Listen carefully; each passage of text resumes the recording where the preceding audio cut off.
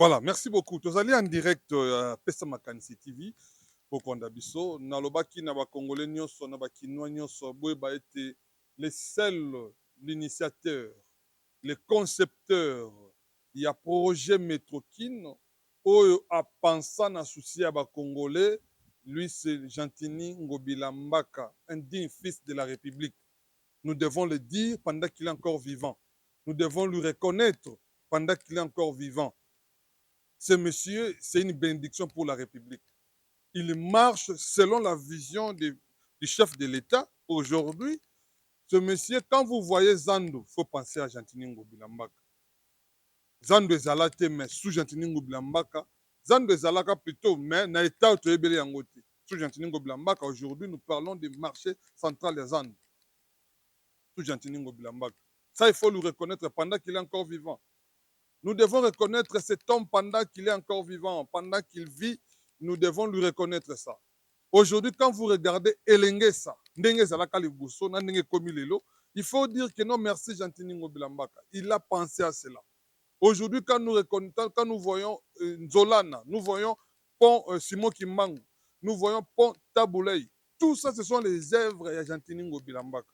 Atonga Elengesa, Atongi Nzolana, Atongi Kikwiti, Atongi marché central Zando, parce que c'est un digne fils qui aime son pays.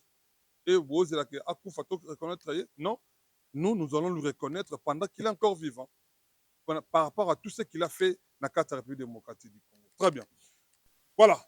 Voilà, merci beaucoup. Mbote Nabino Nyoso Balandi à émission. Pesa Makanisi, partout besoin dans la République démocratique du Congo, depuis France, Belgique, Canada, États-Unis d'Amérique, dans tous les 5 continents, vous allez tellement ébeler dans différents coins de la République, et le monde entier, topesi bino mbote mingi tokabola makanisi lelo na position ya ba SC 5 et puis ya tata mokonzi ya ekolo matali dialogue na kati ya République démocratique du Congo. Est-ce que les conditions ya dialogue ekozala oyo 5 akozela to ekozala yango te? Est-ce que Kabila akozala na dialogue to akozala te? Est-ce que nanga mpe akoya na dialogue to akoya na dialogue te? Mais tokosola lelo yango wana na moko de nos invités, monsieur Emmanuel Kalo, tous en avez sur ce plateau, voilà. Merci beaucoup, monsieur Emmanuel Moko Bactère politique Yambo Canabiso, à qui j'ai dit Mbote Nayo, bonne santé. Mbote papa Rigan, napesi ba staff technique mbote, napesi batu nyonso mbote, batu ya Kinshasa awa, Lubumbashi, Mbujimai, Kasumbalesa, Likasi, Kipushi, Kakanda, Kambov, Kisangani, napesi batu ya Uvira mbote, na Goma, napesi précisément na quartier Ndosho, napesi ndeko nanga Pichane oyo alandaka biso chaque fois na quartier Ndosho, na Bukavu, nazopesa ndeko nanga Benjamin mbote na baye nyonso bazolanda biso na etando Ikea. Très bien. Merci beaucoup mbote na bande konso bakolanda biso na etando Ikea ndingo lobi. Mokonzi ya mboka ayambaki ba 5 ayambaki ba confession religieuse. Bino, vous allez prendre bateau bobaki il faut d'abord qu'il y ait changement de la constitution. Mais mokonzi ya mboka beti bino chita sima lobi te, moi je suis démocrate. Avant de changer la constitution, nous devons d'abord parler entre nous. Il a accepté le dialogue. D'abord, na choix na to na kondima dialogue ya mokonzi ya mboka. Analyse nous à un niveau nini? Non, analyse na ngai papa mokambi ezali nini? Bato ya C64 bazali kopesa mbutu makasi na kati ya mboka. Voilà maintenant, pour le moment, bato ya C64 bazali koluka nde avantage na balesa libumu na bango. Babengisaki bango na Bujumbura, bakendaki na Bujumbura. Toyebisaki bino ki bato ya C64 bakokabwana bondimaki yango te. Tolandaki bien ba propos ya Alain Bolodjoa, azali acteur politique, azali na opposition républicaine, oyo ngai personnellement azali collègue na ngai na bande na classe na université totanga na Alain Bolodjoa. Toyebisaka ye likambo oyo ke esika okei kokota bato wana bazalaka na intérêt ya mabumu na bango. bake kosala trio na trio wana ole bazwa Alain Bolojo akende mpe Bujumbura bake kozwa Franklin Tiamala ntango bake Bujumbura président Ndayishimiye ayambaki moko na moko donc ntango ayambi moko na moko cela veut dire ayebi désira moko na moka or que baye kokende Bujumbura mpona baintérêt na bango moko bapreuve ezali bino moko bomoni bazali koreporte bamarche na bango cela veut dire que bapreuve ezali ke boyokani na C64 ezali te bazali kopanzana alors mpona baintérêt na bango moko mokonzi ya mboka atali alobi te biso nyonso ezali mboka na biso lokola ezali bongo kasi baya na mesa tofanda elobaka nango mokonzi ya mboka alobi maboko na nga ezali polele mpona yamba mutu nyonso oyo akoya mpo tosala dialogue po ete mboka na biso efanda na kimia soki tosololi na kati ya dialogue oyo mutu na mutu akoloba likambo na ye oyo azali nango après balobaka le linge sale se lave en famille mais sans bato basimba manduki baye baboma bakongole mokonzi ya mboka alobaki non non non non il faut tozala mayele baye basimba manduki bakokota te pourquoi parce que ezali na loboko ya mwindu oyo ezali na nsima bato basimba manduki bazali lokola bapantin bazali oyo babengi na lingala mukala ya président Kagame na yango mokonzi ya mboka alobi non non non ça ne peut pas se passer comme ça il faut nasolola na bao basimba manduki te bazala awa tosilisa na bango likambo oyo ya dialogue mpo mboka na biso mpo kimia ezala raison pour laquelle bomoni basango basango bandimi dialogue parce que basango barevandikaka eloko bango barevandikaka eza nini université de Lovanium barevandikaka na nini lisusu à part université ya Lovanium barevandikaka mpe na makambo oyo mokonzi ya mboka asalaki mpo bana batanga gratuité babengi yango gratuité de l'enseignement mpona basango bamonake balongoli bango kwanga na mwana Congo mobimba ezalaka $30 par tête 30 ou bien $40 nde kanda ya tata cardinal azali koluka mpona intérêt na ye donc mpona ye tozonga lisu na systeme ya bana biso oyo tomesanaki bana bazokende classe tozali kofuta te me tata cardinal oyo bozali kobenga nganga nzambe alingi lisusu bana na biso tofutaka lisusu mbongo au moment mokonzi ya mboka ayaki na initiative na ye ya koloba mboka ebonga gratuité ezala lokola na Afrique du Sud tokendaka mpe hôpital gratuit ezali esengo te. Très bien. Voilà, merci beaucoup. Tika kopelisa moto ndeko Emmanuel. Tika kopelisa moto tata mokonzi ekola yambaki déjà ba episcopo pour na basolola matali dialogue na kati ya République démocratique du Congo. Donc c'est-à-dire yo za contre ninge tata mokonzi ekola ndimi dialogue ou ozomona ngo position ya faiblesse na part mokonzi ya mboka to ezali un sens patriotisme élevé na kati ya mokonzi ya Congo. Ezali koloba ke tozali na démocratie ye c'est lui qui nous guide ezali tata mokonzi ya mboka azali mokonzi ya biso nyonso bakongomani azali mokonzi atali bato baleli mingi kimia mpo ezonga sikoyo il a fallu abengisa bana mboka baya bafanda esika moko elobi nango babengaka yango kinzonzi bafandi mutu na mutu alobi makambo na ye et par après tokoyeba ndenge tokosala parce que monguna mpo monguna kota na mboka bautilisaka bana ya mboka ya quelques frétins bafrétin mike mike bazalaka na nsima ya Kagame azali kopesa bango kanyaka mpo bateka mboka na bango na yango tata mokonzi atali alobi te amoni ke bafinanse mbongo na baopposant mbongo ebele eyaki awa na sénatrice wana bakontaktaki précisément Didier Masela bakontakte Jean-Marc Kabund ezalaki bamillion ebele oyo mpo bapanza yango na baopposant bapelisa moto awa na Kinshasa mpo badestabilize bainstitution bapelisa moto na yango mokonzi ya mboka atali alobi te nalingi nayeba badésir na bango c'est ainsi que apesaki bale wana na président Ndayishimiye mutu ya Burundi lokola bazoyokana na ye akendaki ayoki susi na bango po pase tolobaki boye batambolaka mingi na bamboka mipaya bazwaki baniongo epai ya mindele baopposant ebele bazwaki baniongo epai ya mindele ntango bazwi baniongo sikoyo bakomi kolela ntango po babeta shita nsima bakomi kolela po bazongisa baniongo bakozongisa yango ndenge nini yango bazolela bazwa baposte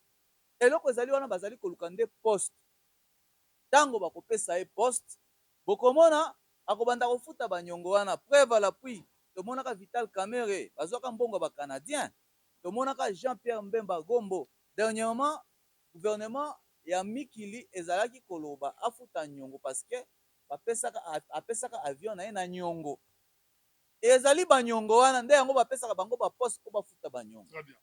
Merci beaucoup Ndeko Emmanuel. Voilà. Mais du moins, nous sommes d'accord qu'il y ait un dialogue, que nous puissions assister encore à un autre dialogue, Nakatia République démocratique du Congo, pour exemple, cannabis. Mais, tika na lubananu, tuna motuna na lolenge boye. Ndeko Emmanuel. Aujourd'hui, tango moni mokonzi mboka andimi dialogue. Voilà. Tango moni mokonzi mboka andimi dialogue. Voilà, très bien. Voilà, merci beaucoup. Tozali en direct Pesa Makanisi TV pour Kondabiso. Nalobaki na ba Congolais nyonso na ba Kinois nyonso boye ba été les seuls l'initiateur, les concepteurs. Il y a projet Metrokin oyo a pensé na souci à ba Congolais. Lui, c'est Gentini Ngobila Mbaka, un digne fils de la République. Nous devons le dire pendant qu'il est encore vivant. Nous devons lui reconnaître pendant qu'il est encore vivant. Ce monsieur, c'est une bénédiction pour la République. Il marche selon la vision du chef de l'État. Aujourd'hui, ce monsieur, quand vous voyez Zando, il faut penser à Gentini Ngobila Mbaka. Zando ezalate, mais sous Gentini Ngobila Mbaka, Zando ezalaka plutôt, mais na état toyebeli yango te. Sous Gentini Ngobila Mbaka, aujourd'hui, nous parlons du marché central des Zando. Sous Gentini Ngobila Mbaka. Ça, il faut le reconnaître pendant qu'il est encore vivant. Nous devons reconnaître cet homme pendant qu'il est encore vivant, pendant qu'il vit, nous devons lui reconnaître ça. Aujourd'hui, quand vous regardez Elengesa, Ndenge Zalaka Libuso, Ndenge Komilelo, il faut dire que non, merci Gentini Ngobila Mbaka. Il a pensé à cela. Aujourd'hui, quand nous voyons Nzolana, nous voyons Pont Simon Kimbangu, nous voyons Pont Taboulei, tout ça, ce sont les œuvres de Gentini Ngobila Mbaka. Atonga Elengesa, Atongi Nzolana, Atongi Kikwiti, Atongi marché central Zando, parce que c'est un digne fils qui aime son pays. Et vous allez reconnaître, non, nous allons le reconnaître pendant qu'il est encore vivant, par rapport à tout ce qu'il a fait dans la République démocratique du Congo. Très bien. Voilà. Monsieur Emmanuel, on est en direct. Lelo, dialogue ego salama na kati ya Congo. D'abord, on dit que 64 ba annulé marche bango le 22. Oyokaki yango, marche le 22 ça annulé. Oui, nayokaki yango. Osepeli. Kasi te yango ezali kolakisa ke na C64 na baye baza libanda boyokani ezali te. Bayokani te na place ni bandimi ke mokonzi mboka ndimi dialogue babi to fani ça marche. Mais kasi baye baza libanda bango balobi baboyi dialogue wana. Mais cela veut dire que bazoyokana te lokola bato ya kote oyo bandimi bakende na dialogue, c'est ainsi que bazo interrompre bamarche wana ezala te parce que mokonzi ya mboka aza mokonzi ya mboka ayebisi bango bafanda elongo basolola mpona kolongola baimpurité na kati ya mboka. Merci beaucoup kolongola baimpurité. Maintenant dialogue ekosalama babilongi nini yo komona ete bazali malamu te na dialogue oyo, donc c'est-à-dire oyo bakoki koparticipe te na dialogue oyo? Non, awa mokonzi ya mboka azalaki clair baoyo bakoparticipe toponaka kaka balider oyo barepresentant ya peuple couche congolaise na balider nde bakokende na dialogue wana baponaka n'importe qui te. Yango mokonzi ya mboka alobaki no bao basimba manduki eza lokola sauvons le Congo, bango baponaki bisika ya baye basimba manduki bango bakokota te. que c'est là sauvons le Congo avotanga o ba sauvons le Congo za vague moto quand Joseph Kabila ko pe na dialogue non président alobaki ye moto akokamba dialogue wana ye moko sans bainitiateur mosusu lokola Kabila ye pe na dialogue kabila soki alobi akoya dialogue akoya me mokonzi ya mboka alobaki aza na il faut dialogue soki balingi baya na baprincipe. Est-ce que Kabila pas participer na dialogue na biso yubo un Rwandais tout ça na dialogue non si c'est un Rwandais il ne peut pas participer. oh, mais si c'est un Rwandais si c'est un Rwandais il ne peut pas participer. Mais si c'est un Congolais qui a pris des armes pour tuer les Congolais, il ne peut pas aussi participer. Parce que s'il vient participer, ils ont des problèmes. Dans la République démocratique du Congo, qui bat bakufaki pona bango. Et ça, le bateau, baleli bandeko na bango. Corneille Nanga fait dialogue. Corneille Nanga, ce qu'il y a dialogue, il faut répondre dans la justice. Il faut répondre dans la acte au Corneille Nanga sali parce que bandeko beli bakufi na est pona Corneille Nanga pona carré minier akie ko simba manduki po aboma bandeko na. Nanga sima minduki pona nini? Pona ba carré minier. Soit disant bagisement na ye toyebi te bagisement na ye utaki wapi alobi babotoli bakare minier lokola babotoli bakare minier donc il faut que de osimba manduki po boma bakongolais na yango biso peuple congolais tolobi non lokola ba institution ya RDC ezali en place dialogue esalema awa mokonzi ya mboka alobi ye moko akodirige dialogue wana sans bafacilitateur ou bien bato n'importe qui oyo bamandataka po lokola bakodio nde bamandataka me ye moko nde aza sanse akodirige dialogue oyo amoni ke non aboma bakongole aya me avant akota dialogue wana justice ezali ekosambisa ye akoloba le pourquoi akendaki kosimba manduki parce que manduki wana ebomi bakongole ezali mabe te soki na ngai ye azali congolais akoki koya na ye me ayeba ke justice ezali en place kaboya tika nanu nanga ya na dialogue nanga vanda autour d'une table pe na faci nanga vanda tosola pe na nanga mamba dialogue mboka na biso kasi yango nazoloba boye ezali mabe te mpo aza congolais me soki alingi aya yango tozoloba soki alingi aya akoki koya na ye me soki aye justice ezali akosamba nanu soki asambi nde akoti na dialogue soki ke aza coupable te mais soki aza coupable il faut akangama afuta indemniser bafamille nyonso oyo balela matanga awa na République démocratique du Congo. Très bien. Merci beaucoup. A indemniser bafamille balela matanga bandeko na bango na Congo selon dire ya monsieur Emmanuel. Voilà, on est en direct tozoko ba émission na biso tozoko lentement esirema na suka émission ya mokolo alelo.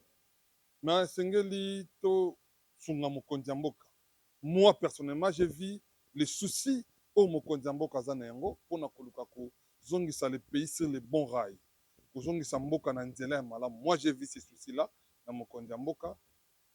C'est pourquoi nous devons lui accompagner. Lokola neti bato na bato lokola na Kasumbalesa aujourd'hui nous avons André Kapampa. Baobenga les petits bétons de la République. Ce monsieur quand vous arrivez na ville à Kasumbalesa, vous sentez qu'il y a l'autorité de l'État qui se fait sentir. Vous sentez qu'il y a des routes qui sont en train d'être construites dans le niveau de Kasumbalesa. Vous sentez que les marchés modernes sont allés. Vous sentez que la ville est allée vivre. Pendant beaucoup d'années, mais depuis qu'André Kapampa zali wana, nous sentons que non, il y a un digne fils de la République. Nous devons aussi reconnaître ce monsieur pendant qu'il est encore vivant. Ça, nous lui devons la reconnaissance pendant qu'il est encore vivant. Comme aujourd'hui, Lelo Boye, quand nous voyons la République démocratique du Congo, la montée en puissance, il y a FARDC, c'est parce qu'il y a un choix digne au Mokondiambo Kasala, na personne, il y a son Excellence Guy Kabongo Mwadianvita. Aujourd'hui, il y a une montée en puissance à FARDC, pour rafler, pour récupérer le territoire Nabiso. Ça, nous devons reconnaître à ces messieurs. Nous devons reconnaître ces messieurs pendant qu'il est encore vivant. Guy Kabongo Mwadianvita. Coup de chapeau na Oyoko Sala Nakati, il y a ministère à défense. Ça, vous êtes unique. Ça, nous devons vraiment vous reconnaître ça. Et aussi, moi, Namboka, Oyo, Batebele, bakomituna mokonzi ya ekolo mpona nini te kondima mpe kopesa ebonga na mwana mboka le commandant Ilunga Lukunga Serge, un pilote de ligne. C'est un chercheur na tourisme. C'est un conférencier. C'est un Congolais de très bonne qualité. Aujourd'hui, il a prouvé à la face du monde que non, nous pouvons mettre fin à makambo etali embouteillage na kati ya République démocratique du Congo. Nous pouvons mettre fin à makambo etali embouteillage na République démocratique du Congo. Parce qu'il a toutes les solutions possibles entre ses mains, en court terme, à moyen terme et à long terme. Comment on désengorger ville à Kinshasa? Ça, il en a les propositions. C'est pourquoi nous demandons au chef de l'État, nous vous proposons, commandant Ilunga Lukunga Serge, comme une solution dans le transport et voies de communication dans la carte de la République démocratique du Congo. Notre carte, c'est lui, parce qu'il a prouvé sur toute la ligne, sur les plans théoriques, comment nous pouvons pallier à cette situation ou à ces problèmes des embouteillages. Moi, je pense que, comme c'est un Congolais, il mérite aussi de nous donner, ou encore de servir le pays avec son expérience et Kozala Malamoumi. Très bien. Voilà, Monsieur Emmanuel, les dialogues. On a eu Fridolin Ambongo, le cardinal Olobi qui va botulaga frère. On l'a dit quand même, botulaga plutôt Dakar na mon. On l'a dit quand même sorti na étant côté na mon konjambo Kalobi qui sont prêts maintenant pour les dialogues et bango balingi base ya mokonzi mboka fixer ba conditions. Toko penser nini toko zani na ba conditions ko bima na kati ya dialogue ko mokonzi mboka ko sa. Non, condition eza kaka oyo wana. Oyo wana mokonzi mboka alobaka. Condition eza kaka makambo ya mboka tokosala ngo awa na mboka mopaya te parce que toyebi ke ba M23 na ba Sauvons le Congo bakosenga ezala na terrain net mais lokola ba institution na biso eza établi ezo fonctionner na yango mokonzi mboka alobi non ekosalema awa ekosalema na Kinshasa ba institution nyonso eza normal toza na crise te crise eza te crise ezaka sécuritaire ezali na est na démocratique du Congo. Il n'y a pas une crise politique. Crise politique eza te crise ezaka ya sécuritaire ndenge bazo agresser bandeko na biso epai ya Rwanda na est crise eza ya ba institution ezali te crise ezali te il faut baya na kati ya mboka awa to salela ngo awa comme ça soki M23 elingi kosala dialogue lokola bazali koluka dialogue ekosalema awa soki baboyi biso tokocontinue kaka la diplomatie et puis tocontinue na armement na biso sur terrain nous allons continuer tokoamorcer diplomatie verbale na mindele après tocontinue tokodéloger munguna et c'est tout bayebake soki bazoboya kimia ezala bayebake baponi na bango exil. Mais en EP ezopusana 2028 il faut qu'il y ait des élections aussi, il faut penser à ça. Certainement, c'est ce que nous voulons, bah élection ezala. Omoni net passé 64 bazo comprendre makambo te. Omoni problème à constitution oyo. Selon ndenge Kabila ba histoire la constitution ba Nigérian, ezalaki 2 fois renouvelable mutu akotaka constitution eza président Kabila nde atiaka yango. Sikoyo soki Félix a changé constitution te, Kabila akozwaka pouvoir te na mboka oyo. Akozwaka lisusu te mais soki Félix a changé, c'est que Kabila kozonga lisusu. Oh, Kabila zonga. Akozonga na pouvoir. Oh, non. Soki Félix a changé parce que oyo ba jeune ebele bazo comprendre makambo wana te.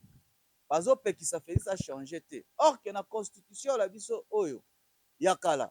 Ezali na plus de ba article wana oyo na article 217 elobi ke poto fanda na kimia il faut topesa ba voisin na biso etenya mabele poto fanda kimia.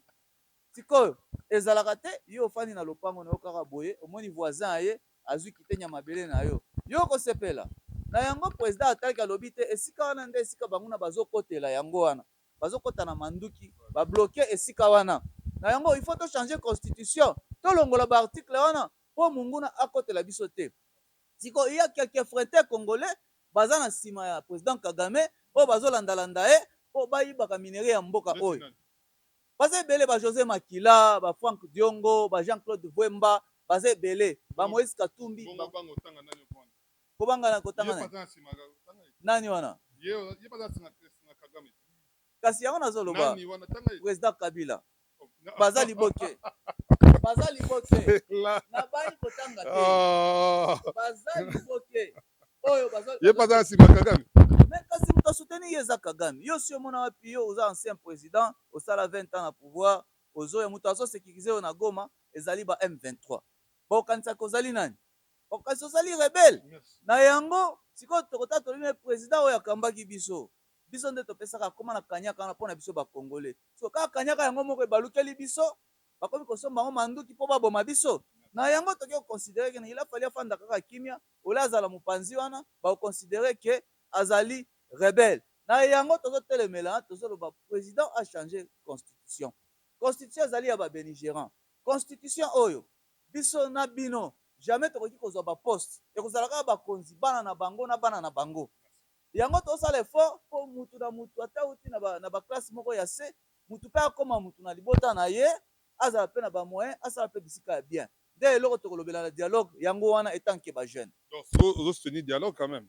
mais na soutenir dialogue parce que na dialogue wana mutu na mutu akoya na likambo na ye akoloba badésir na ye ke non biso boye bakushe nyonso ekoloba baproblème problème ya justice justice ezali oyo ezali malamu te oyo boye na boye nyonso bakoklase yango mpo makambo nyonso ebonga ezonga na nzela. Merci beaucoup, Monsieur Emmanuel Kalo. Je crois que nous sommes en direct à Pessa Makanisi Télévision. C'est un réel plaisir pour Nayo, pour s'abonner à la chaîne Nabiso, pour partager le lien, pour faire sa commentaire Nayo, pour l'émission Nabiso à travers de cette émission. Abonnez-vous, hein, vous s'abonner massivement à la chaîne Nabiso et je crois que beaucoup raté et loko il y a beaucoup raté, beaucoup à décider, voulais-je dire, beaucoup à décider. Merci beaucoup. Tokom Nasuka, Monsieur Emmanuel, Tokom Nasuka, émission Mokolalelo. Ma mot de la fin, s'il vous plaît. Ok, mot de la fin, nazali koyebisa ba Congolais nyonso, précisément ba Kinois, batu ya Bandundu, ba Congo, Kasai, Kasai, Kananga, Mbujimai, Katanga, Grand Katanga, Sud Kivu, Nord Kivu, Kisangani. Biso ba jeune, tozala elongo. Tolanda ba politicien ba papa mikolo te. Ba papa ba osala politique, lelo tango toko postuler, bango ne ba kozwa ba poste. To fongola miso parce que génération na biso ezala sacrifié na ba papa wana. Alors, pona ko éviter eloko wana, tozala biso na biso po makasi ezala, tosala classe politique ya sika, ya ba jeune na ba jeune, po ba travailler na mokonzi ya mboka. To tindi message na mokonzi ya mboka. Que ameka kotia liso mpe na jeunesse oyo ya moment oyo po atravaille na bango po mboka ekende liboso. Voilà, merci beaucoup Mokonzi Mboka a travaillé na ba jeune pour être Mboka ebana ko kende liboso bozala ki vraiment ebele na bisika nyonso kolanda biso. Au-delà ya Zando, au-delà ya Metrokin, projet initié par Gentini Ngobilambaka, vous allez voir en image, hein, il en a parlé pendant qu'il fait encore gouverneur.